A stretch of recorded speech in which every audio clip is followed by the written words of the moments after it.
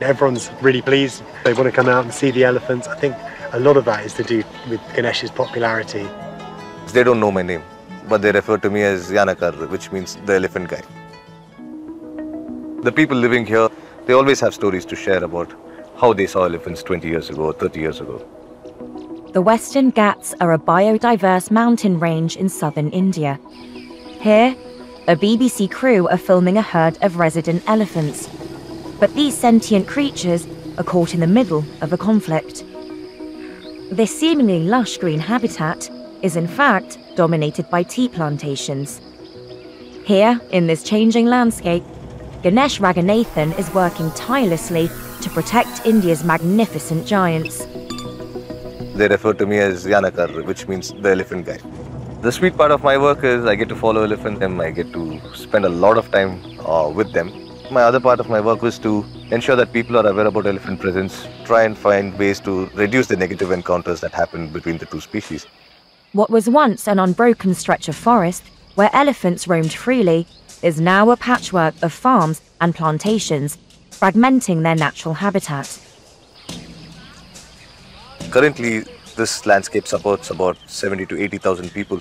This automatically brings people and elephants in a place where they are forced to share resources and space. There's not any other option. We cannot expect elephants not to be here, neither can we expect people not to be here. One source of conflict is the belief that elephants jeopardize livelihoods by eating the tea leaves. But this is not the case. Elephants do not eat tea. Many times you will see elephants standing in tea estates and dusting the mud off or whatever they've plucked up. And at that point of time you will think it is tea, but actually it's the weeds that grow in between these tea bushes. So they're actually doing a service to the plantations itself. Despite their weeding skills, the presence of such large, curious animals in human landscapes can be destructive. Individuals like Ganesh are working tirelessly to come up with new solutions in order to help local communities affected by these conflicts. For us to be able to successfully track elephants, we rely a lot on the networks that we've built over the years. We've basically built a strong network where this information is made available to not just us, but to everybody else living in this landscape. Ganesh has created an early warning system that informs residents when elephants are around, minimizing surprise encounters and decreasing conflict.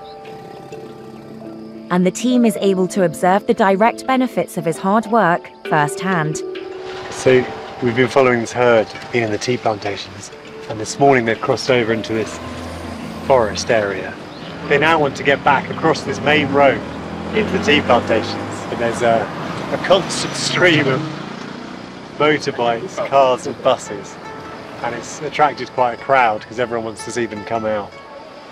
Ganesh and the forest guards are just trying to let them cross in peace, so trying to hold people and the vehicles back so that they don't feel intimidated and they can just get across safely and in a stress-free way.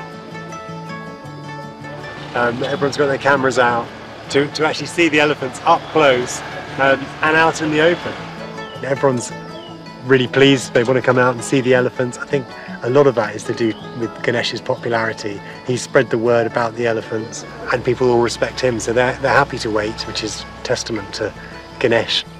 Through education and his innovative warning system, Ganesh has reduced the severity of human-elephant conflict in the Western Ghats, leading to a remarkable coexistence. I think there's a lot of tolerance towards wildlife. People do enjoy watching wildlife and love wildlife, and there is still good hope for wildlife to thrive.